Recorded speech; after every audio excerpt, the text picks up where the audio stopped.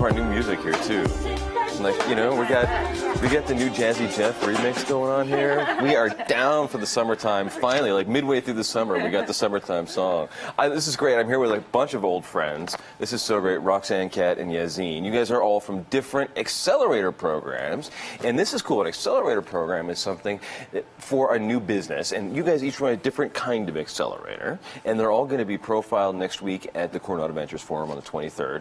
And this is cool. So if you're starting a company and you want to just get going right now, and generally it's high-tech, high-growth, high-speed companies, right? And if you want to get going, you can pop on in one of these accelerators, and 90 days later, you have your market figured out, you have your idea figured out, you probably even changed your business plan a few times through the whole process, right? And I love this, because we'll start with you. It's creative startups. Sure. I love this, because this is cool. This is a big part of the New Mexico economy is the creative economy.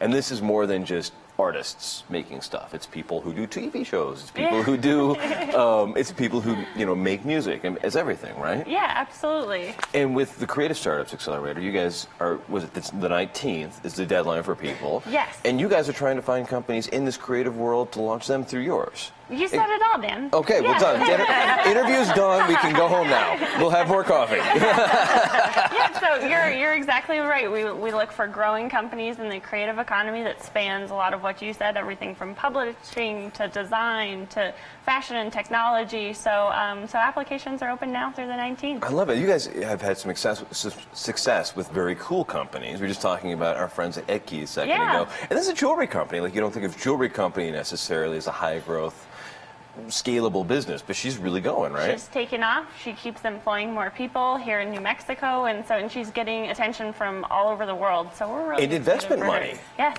investment money. She even got investment money from the Venture Acceleration Fund from Los Alamos, which is huge. And then Kat, you guys are running like kind of the big gun, I think, of all of the accelerator programs, because it's the one that's supported by the city, by the Verge Fund, and you guys have. This is your second year. Right, our second cohort.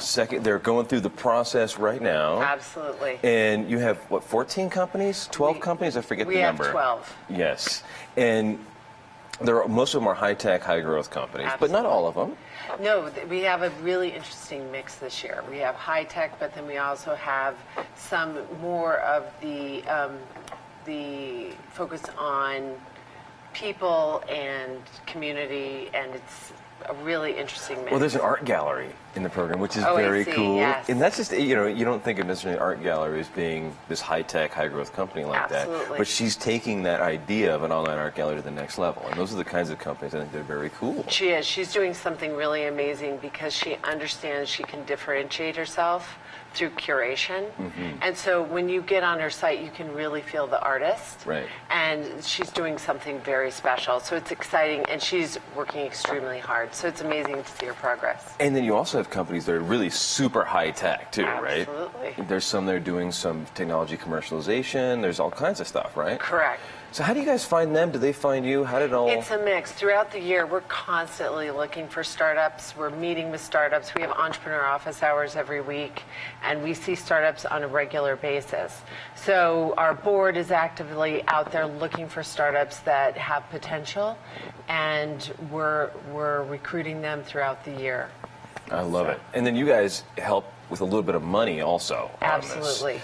So you take, what, 6% of a company. Correct. And in exchange, you give them a $20,000 stipend. That way they can pay the rent and stuff while they're trying to figure out a way how to make money. Absolutely. And they need it. They absolutely need it to survive, and it allows them to focus on building that startup and accelerating as opposed to how am I going to get my next meal. We feed them a lot, too. Right. I've heard the food is actually pretty good. It's pretty good. That's good. And I've gone to the Wednesday night things where sometimes people bring beer, which is nice, too. Yeah.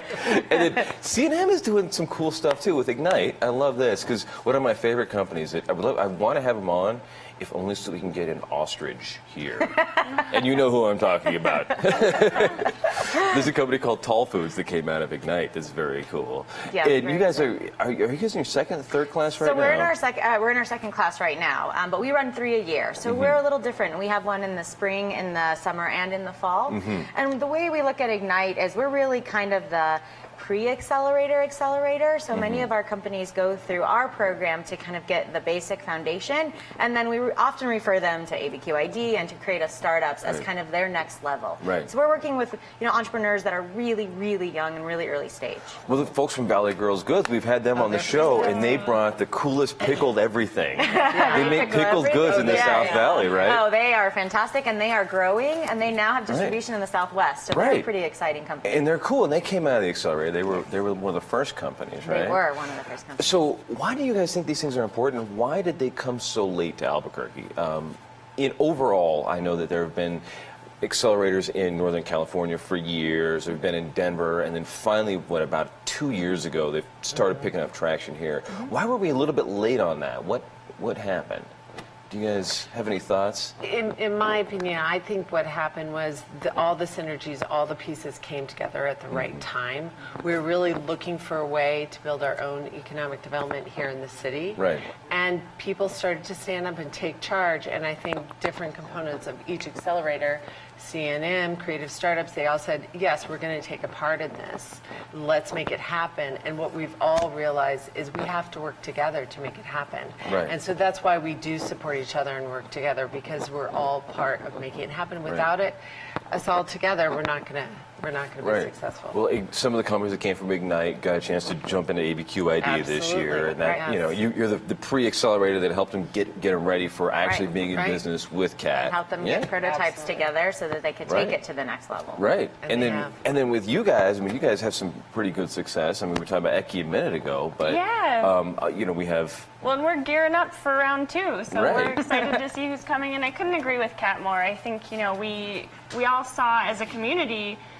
A lot of us, we run like startups ourselves. We're new programs, and we were looking for the right market fit, and so it was the right time for Albuquerque. And so you see kind of a collaboration of new programs coming out of this, just like you might see kind of new industries emerging in certain places when the market's right. Right. So Dan, I do want to make a plug for Coronado Ventures Forum that's coming up. Yes. So that's actually going to be where you can hear more about all the different accelerators. And as Kat said, we all have to work together. And so the CVF Forum is next Thursday, July 23rd at 6 p.m. They're doing it at Isotopes Park. Woo-hoo. I know, which is a really cool venue. They've never done it there before, so we're really excited about that. Well, as long as we got the ballpark hot dogs. Yeah, exactly, we are. Done. I know, I'm in. so everyone should come to that.